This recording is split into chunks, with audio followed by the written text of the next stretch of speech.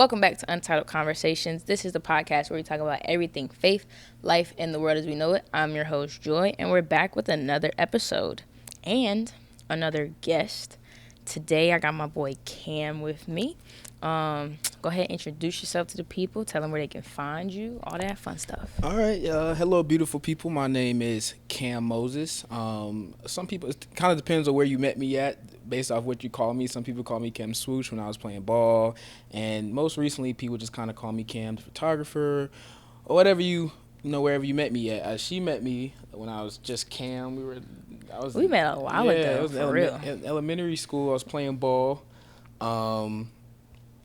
I do have my own podcast, Saved by Frazier podcast, and I'm a college student. I just graduated from Central Piedmont Community College in Charlotte. Congrats. Thank you. Take a moment for that. Thanks. And I will be headed over to UNC Charlotte to finish it off. I already have a good portion of my credits done, so right now I'm just a broke college student right now. Not a broke college student. Hey, trying listen, to make it happen. Shout out to all of the struggling financially college students. We're not broke. We ain't there yet. Our money just tight. It's tight. It's wrapped up real tight. Yeah. We need it to be released. Yeah. Okay, so where can they find you on Instagram? Oh, Cam Swoosh, CamSwoosh. That's my personal page. Saved by Frazier podcast, and then I do have a vintage clothing store, 311_vintage. That's the number 3 spell out 11_vintage. All right, cool. So y'all already know we start off every episode with "We Are Not Really Strangers," the card game. So I'm gonna have you pull a card, answer the question, and then we're gonna flip it around, and I'm gonna answer it too. Cool. What would your younger self not believe about your life today? Ooh.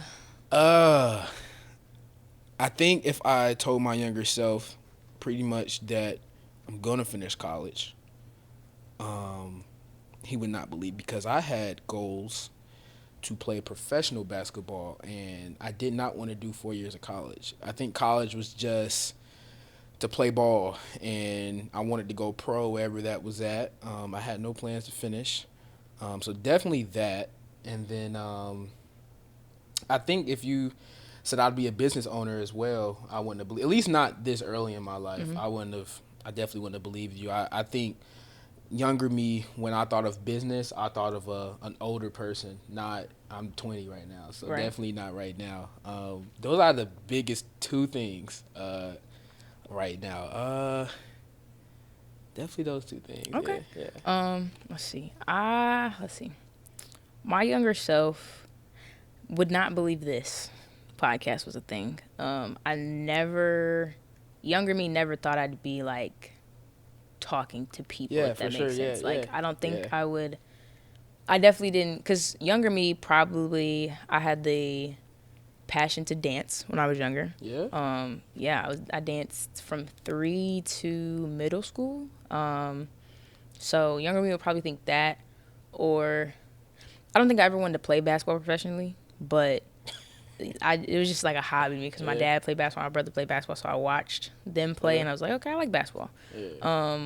But I think the biggest thing would be, probably the podcast, because I mean, even like younger me, like high school wouldn't, like not even like baby Joy, but like high school Joy probably would have never thought this. I was always, person to make people laugh, things like that, but like sitting down, mic, camera, lights, I don't think that was ever like a thing that I thought about. It's funny you say that, because quarantine kind of shaped me into this person I am right now. Like before quarantine, I was a different person. Like the stuff I was into pre-quarantine, I was not into what I'm into right now. So I had the podcast that I was thinking about during quarantine. Like I was like, okay, what I'm doing right now is just, I was losing interest. It just wasn't working out. Right. And I was like, okay, let's figure out something else. And I realized how much I watched podcasts, how much I watched YouTube.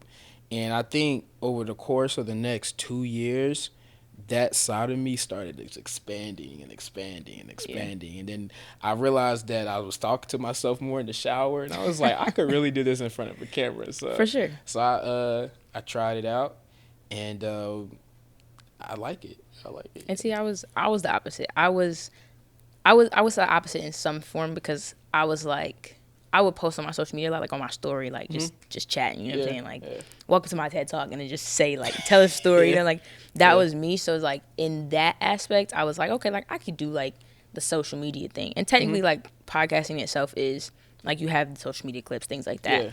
But podcasting is really, like, the audio. So, like, for people that don't watch, it's like, they're just listening to you talk.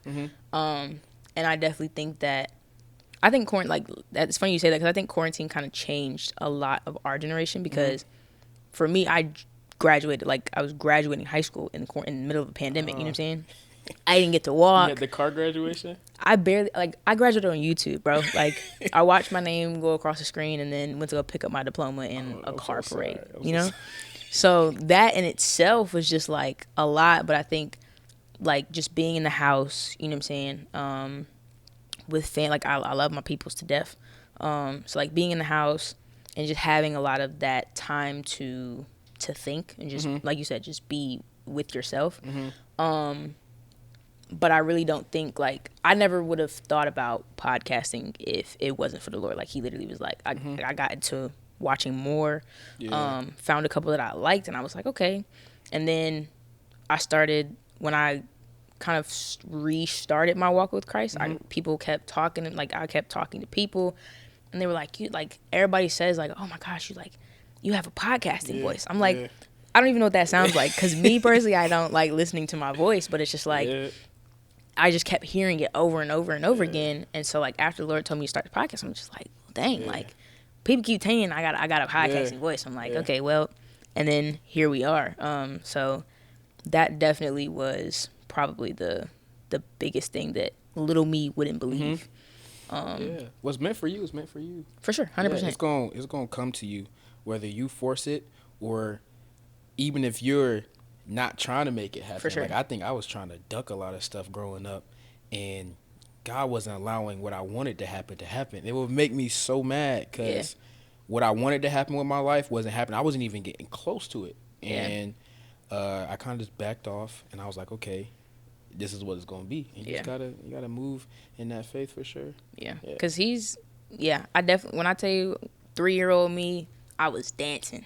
Yeah. That was it. I was dancing, and then I got to middle school, and I was like, basketball. Like, we gonna play basketball. Yeah. And then high school came. It got a little bit tougher. I was like, maybe not. Same, but I was like, I'm gonna work in sports, you know, things like that. But now this has been placed in my lap. So now it's just like, and it's comfortable. You know what I'm saying? Like, all of that led up to, you know, where I'm at today. Be comfortable. So what was your dream job growing up? Great question. Thanks for asking. Not gonna lie, I really don't think like, you know how everybody's like, oh, I want to be like the kids, oh, I want to be a police officer or something like that. I don't recall having like that dream job, just because my dad was a pastor. I don't know if that has anything to do with it. My dad was a pastor, my mom worked in the school system. But, like, I didn't want to teach, and I didn't want to be a minister, you know what I'm saying? My dad jokes now, he's like, because, like, my brother is a youth minister, but he's not ministering in the same way my dad is, because everybody thought he would follow my dad's footsteps. He's doing it in his own way, so he jokes now. He's like, I'm like, bro, I'm not going to, like, get up in a pulpit and preach. Like, I'm not doing that. He's like, but he's like, you're, like, this is a form of that, you know what I'm saying? So I don't think I really had a dream job that I remember, because really going into college, I went in undecided. I didn't know what I wanted to do, but I knew that I had a love and a passion for sports, so I was like, let me see what I can do in that. And that's kind of where this landed me, but I still, like, I know I want to work in the media space, so this is in a sense kind of doing what I want to do, but I want to do it sports-wise. But at the end of the day, I want to land in entertainment, if that makes sense. So it's like everything kind of led up to now. Like, I think now that I think about it, I think the click moment for me was 6th grade. Went to New York to do a show for one of our church members. Was invited to be on a show, and we had to shoot a segment for the show. It was like a surprise or whatever. And kind of seeing the behind the scenes of like how these segments are like put together, of like, okay, well, walk by and we're just gonna record y'all's feet, and then y'all gonna walk again and we're gonna get the whole, so they can piece it together how you want to do it. That kind of was the click moment for me, where I was like, okay, storytelling is interesting. You know what I'm saying? Not just the voice behind it, but like you can tell a whole story without any words. Yeah. So I think that's kind of where my shift was, knowing what I wanted to do, but I don't think I ever had like a, oh my gosh, dream job. What about you? My dream was changing every other year. As I got closer to one thing failing and not working out, God will show me something else, which I had no problem with now. When it was happening, I hated it. For sure. Because it's like, you get scared because it's like, okay, this is what you dream of doing. Like, I wanted to play basketball I wanted to travel and play basketball. That's what my lifestyle, that's what I wanted my lifestyle to be, just traveling and playing ball. And as I, tried to reach that, every little stepping stool, God wouldn't allow that to happen. Like, right.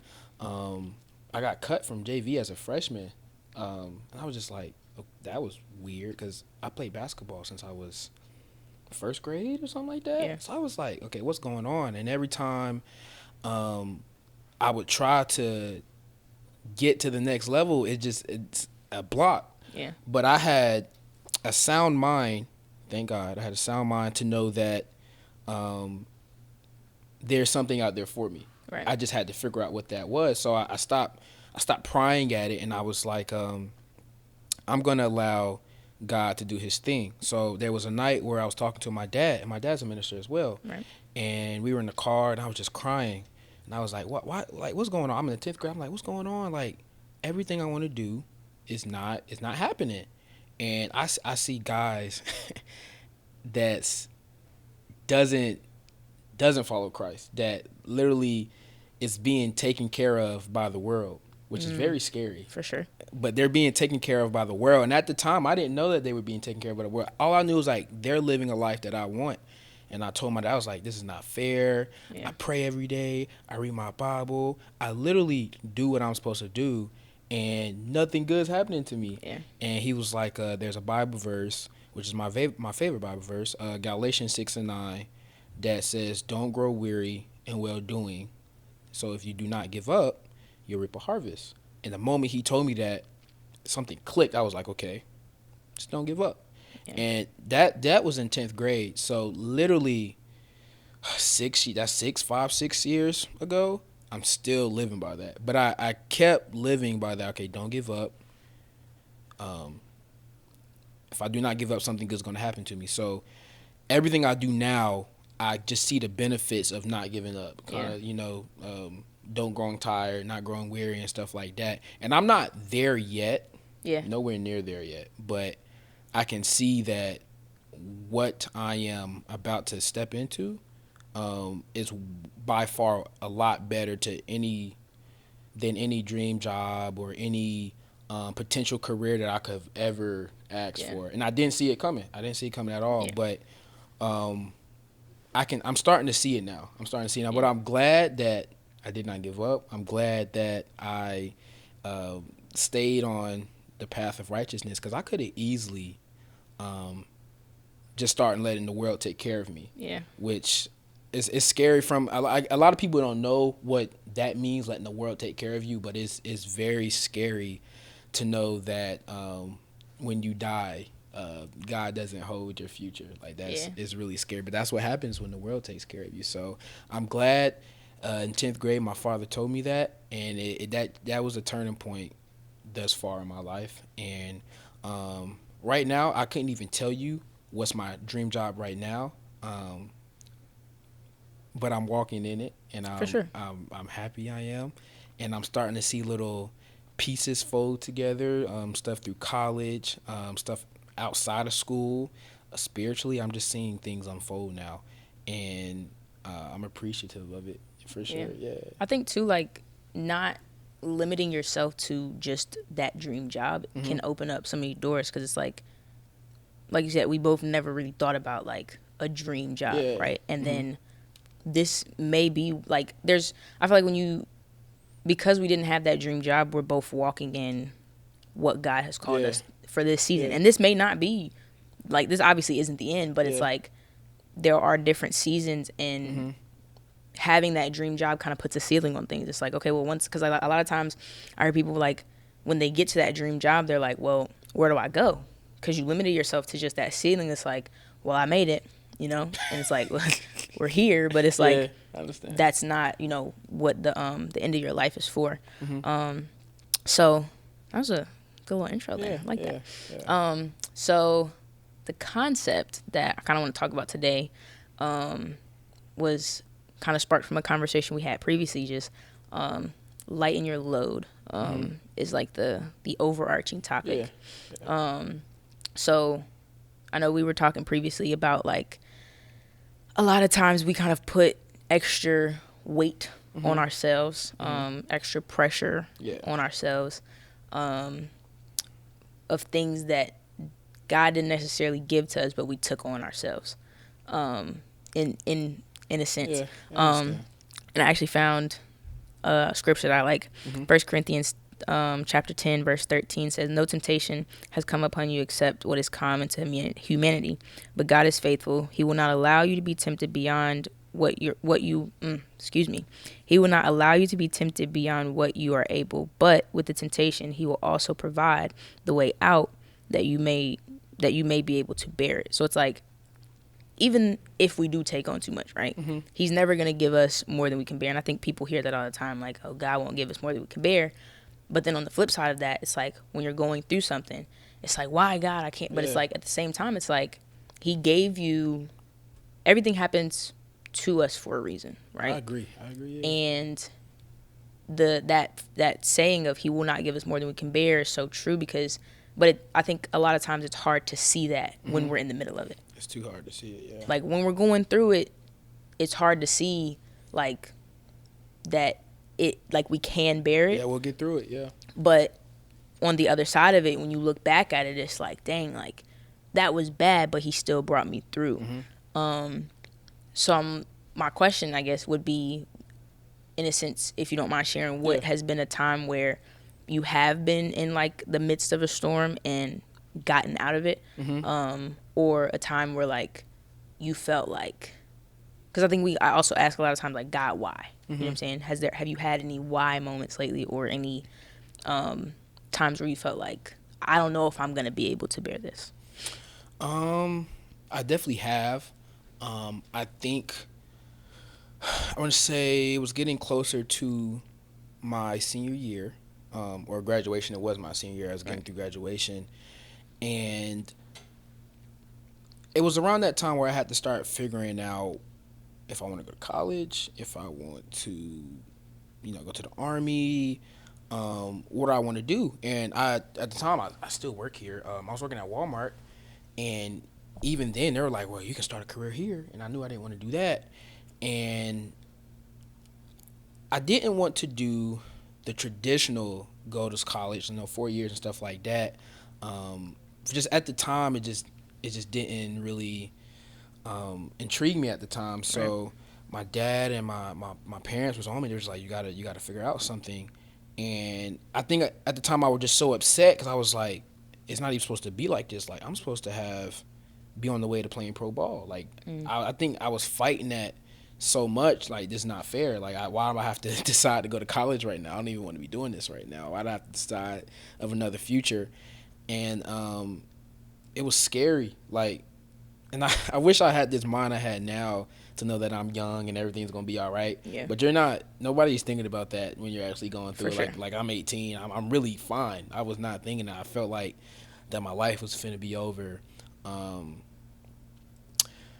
But I went back to what I know, what I'm grounded in, and thankfully quarantine happened, which we were talking about earlier. Yeah. And I just took time to really think, and I know a lot of people do this, but I don't really play video games like that. Okay. Well, that's what a lot of people were doing in quarantine, or stuff you do in the house.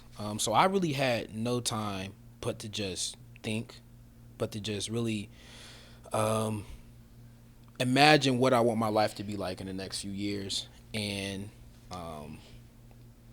I believe in manifesting, not what a lot of people may think manifesting is, but really just speaking, because there's a lot of power in your tongue. For sure. And really just speaking what you want to happen. And I was telling God, I was like, I want to do something to where it doesn't feel like I'm working. That's what I was telling myself. That's what I was telling God. And I said, I don't know what that is. I don't know what it would look like. I don't know. But I want to be doing something post high school where I don't feel like I'm working. I want to be proud in what I'm doing. But I knew I wanted to make a difference. Right. Because when I was going through this senior year, I felt like I didn't have, outside of my family, I felt like I didn't have anybody telling me it's going to be okay.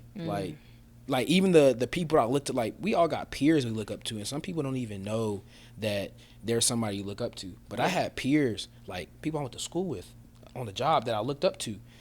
They had no, to this day, they don't even know it. Right. And if they would have just told me like, Cam, you're going to be all right, or it's going to get better, that would have meant a lot for me. But I didn't get that. Like, I didn't get that. So I told myself, and it's a promise I made to myself, literally to this very day, that once I'm in a position to shed light, I'm going to do it. I'm going to do it as much as I can, because I know how much I wanted that. I didn't have that. So you kind of get used to your mom and dad saying, you're going to make it, you'll be all right. But if I could just have one of those peers I looked up to, you know, people that weren't family, people that I saw every day tell me like, man, you're going to be all right, I promise you. I think that would have made that transition for me a lot easier. Yeah. But I didn't have it. So now I know how important that can be. And I kid you not, to this day, I will be there as an inspiration and a motivator to everyone who's under me, anyone who looks to me as a guider. Right. I plan to do that. Like it's so important to let people know that you're there for them. Words can't describe how much how much that would have meant to me at the time. But life goes on, and I have taken on the role myself to be that voice for somebody else. I want it to happen for sure. For sure.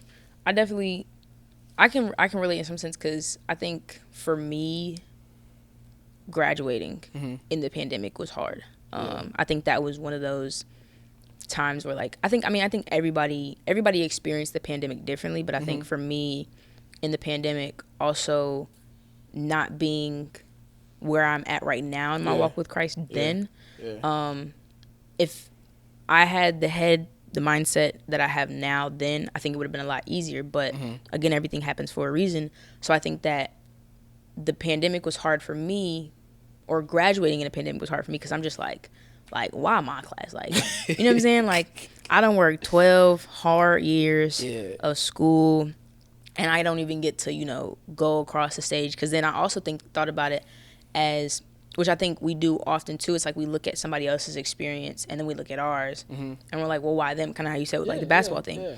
So I was looking at it as like, I went to graduation last year, celebrated all of them, and I was like, I was ready for it myself. You know what I'm saying? Yeah.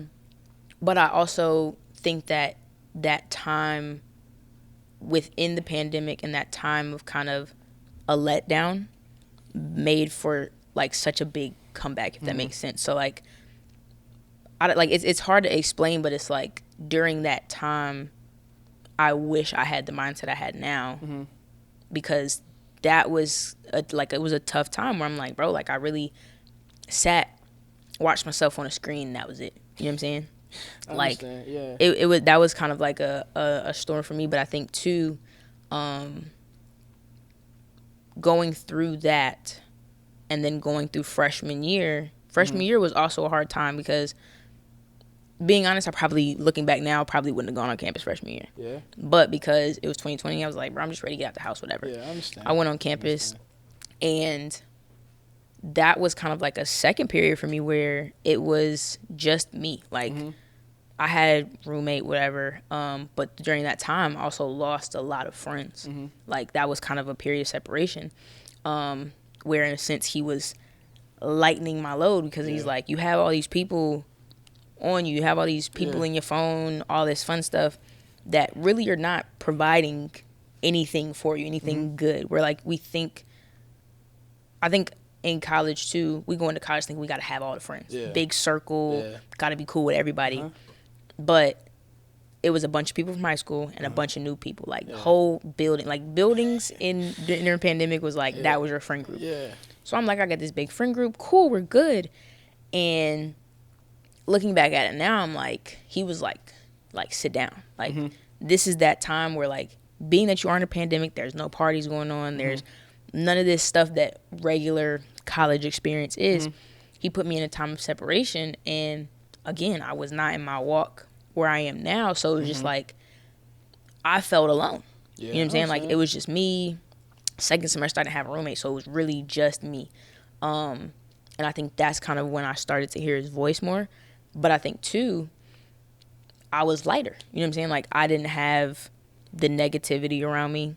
I didn't have I didn't have as many negative outside forces, right?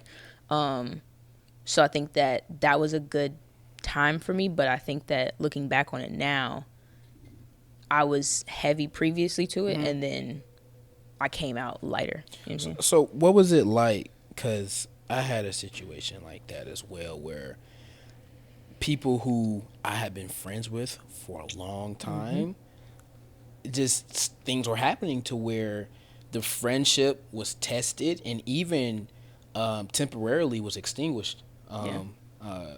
So what was it like when you were losing friends? Was it hard? Because it was hard for me.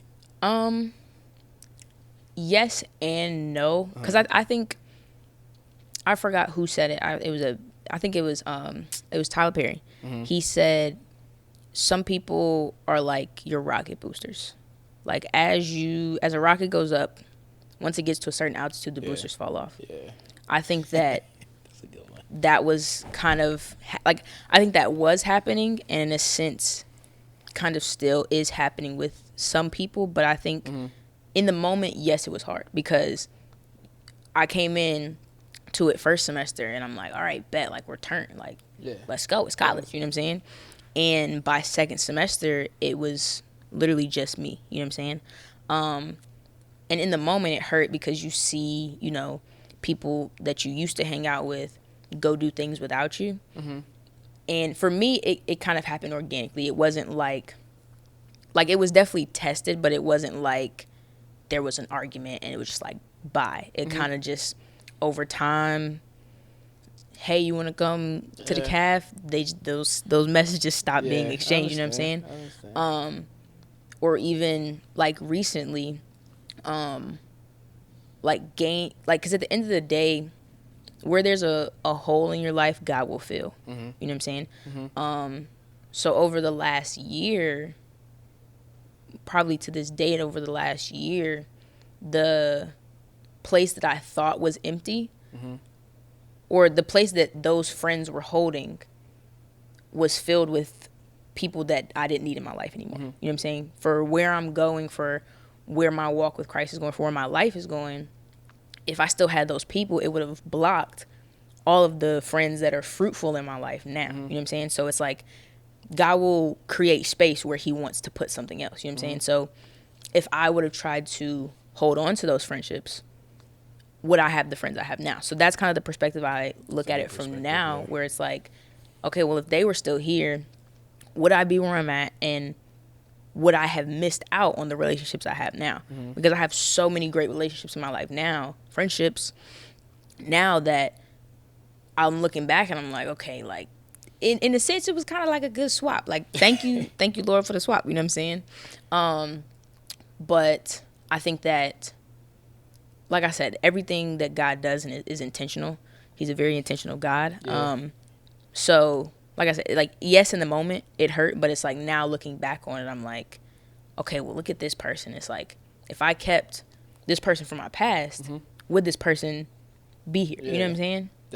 That's how I think of the new opportunities I have now. I think everything that I faced, good and bad, majority bad, up into my life now, I'm appreciative of it because it allows me to do what I do now. I wholeheartedly believe that if I have the friends or had the friends that I had let's just say middle and elementary school, if I still consistently talk to them like I did now, I just don't think that I will even have this sound mind I have. Honestly, I just don't. Yeah. I don't think I will.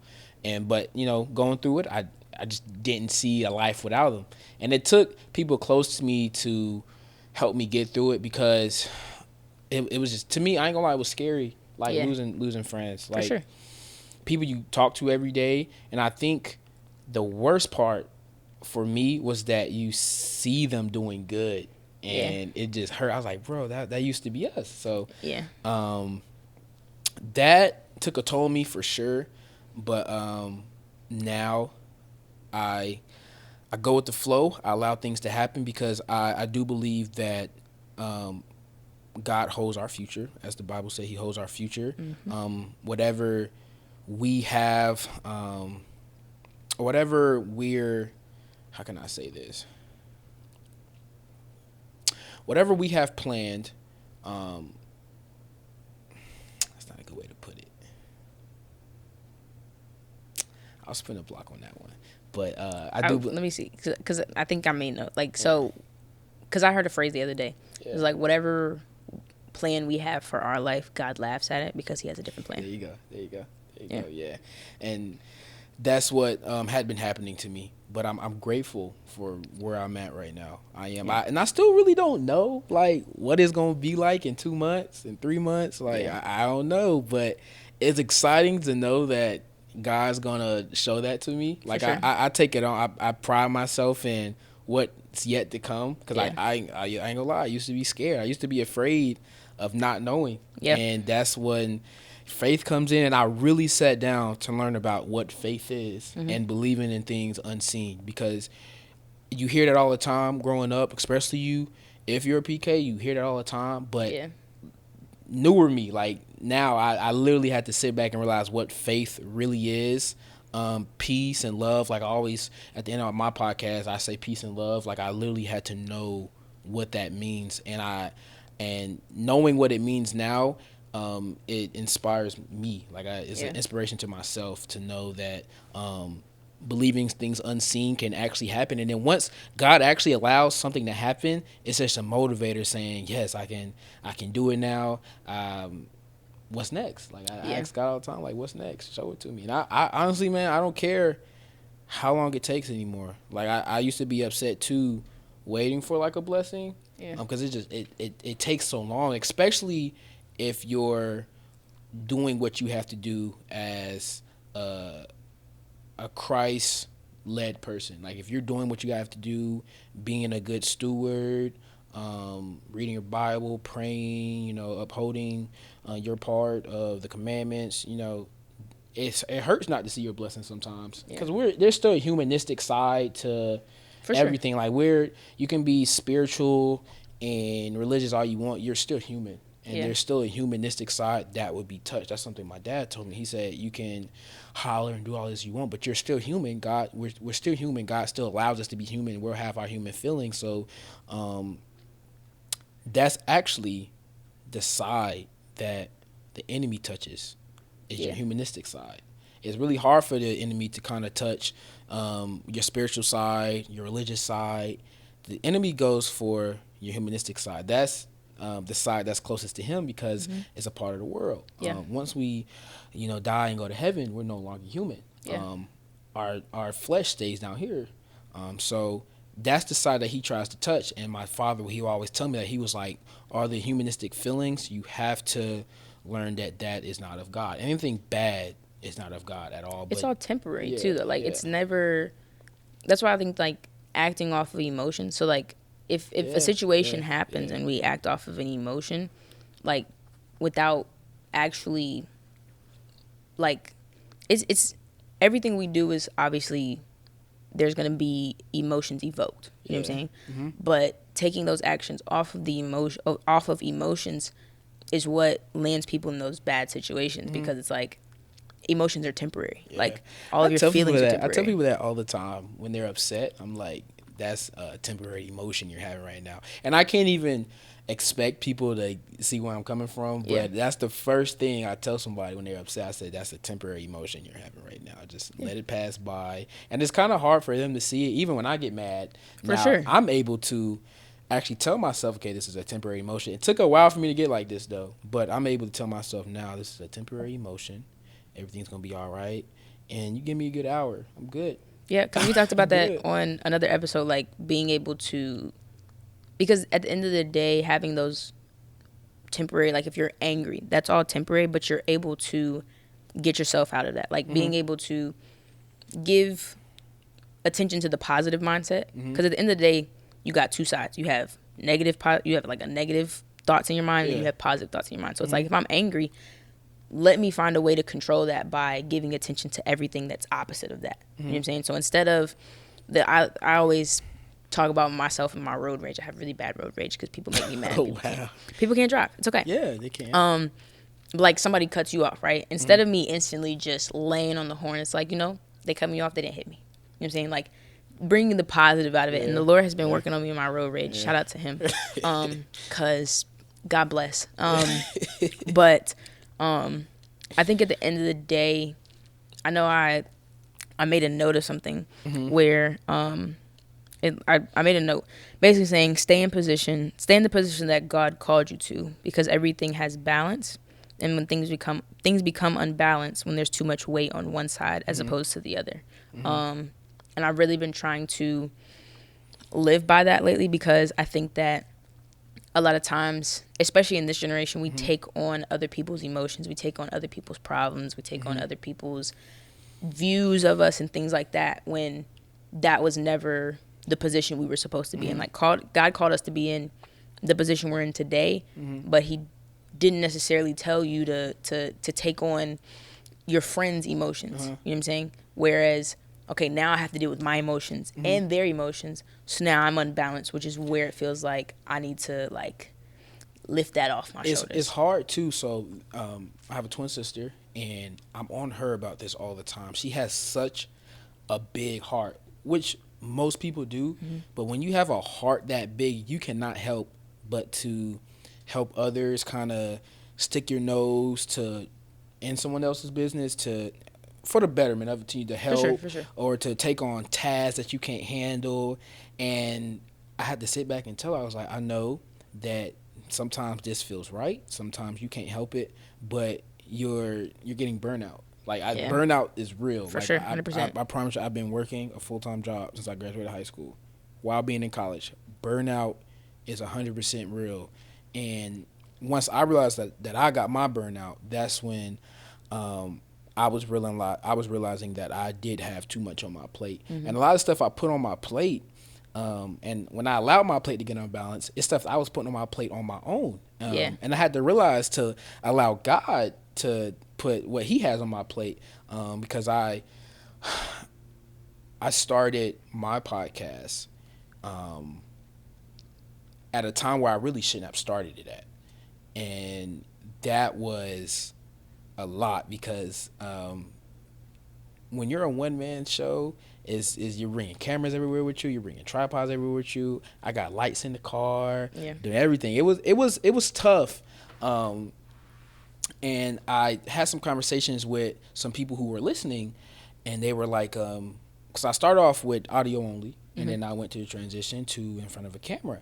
And I had some people telling me that when you did audio only, when you were just talking, they was like, I was so blessed. And this is months later. I had no idea, and they was like, man, I still listen to it. Like, I still give people your first 4 your episodes. They like, I was just blessed. And I was like, and they said, I ain't gonna lie, I kind of stopped listening when you got in front of the camera. And I was like, really? And it was like, yeah. And I was like, it's crazy you said that, because it got harder when I got in front of the camera. It really did get harder. Yeah. And that was kind of something that I guess God was showing me, like, I didn't tell you to do that yet. In time, that's gonna come, but I didn't tell you to do that yet. And I that's how I took that. I honestly believe that's how I took that. So transition back to the audio only, and the support and love I was getting from that, or still am getting from that, it was amazing. Still is amazing. So I had to take some off my plate and lighten my load a little bit, and allow God to put the food on my plate, not fix my own plate, allow God to do it. And that was my lesson learned, to control what I can control. I do live by that now. Control what I can control. Don't take on more than what I can bear, because God will show you how hard something can get without him. Absolutely. I think if you put something on your plate that wasn't ordained by him, I think he's purposely going to let you see how hard that is. For sure. And he may even, like, God will take things away, but he will also allow us to sit in things that we do to ourselves. Yeah, no cap, he does. For sure. So that was definitely, and that was just an example I had, but even there's a lot of smaller things that happened that I would put on my plate, things that I would sign myself up for that shouldn't have had no business signing myself up for. But sure. I see in the end what that did to me, and I just spin the block. Hey God, I'm back. My fault. I won't do that again. And we move on accordingly. For sure. Yeah. So to anybody out there that may feel heavy or may have put something on your plate that was not the Lord approved, go ahead and try to lighten that load and see what happens. So, man, I appreciate you for coming on today. Definitely great conversations, great gems dropped. So thank you guys for watching. I appreciate you guys watching. I appreciate the support and the love. Make sure you go follow Cam on Instagram. Check out his podcast. And make sure you guys like, comment, and subscribe below. Go follow us on TikTok and Instagram at untitledconvos.podcast. Again, that's untitledconvos.podcast. And you can find us on Twitter at untitledconvos. And then again, make sure you guys go like, comment, and subscribe. Leave some comments, leave some feedback. I appreciate you guys for watching, and I'll see you guys again. Peace.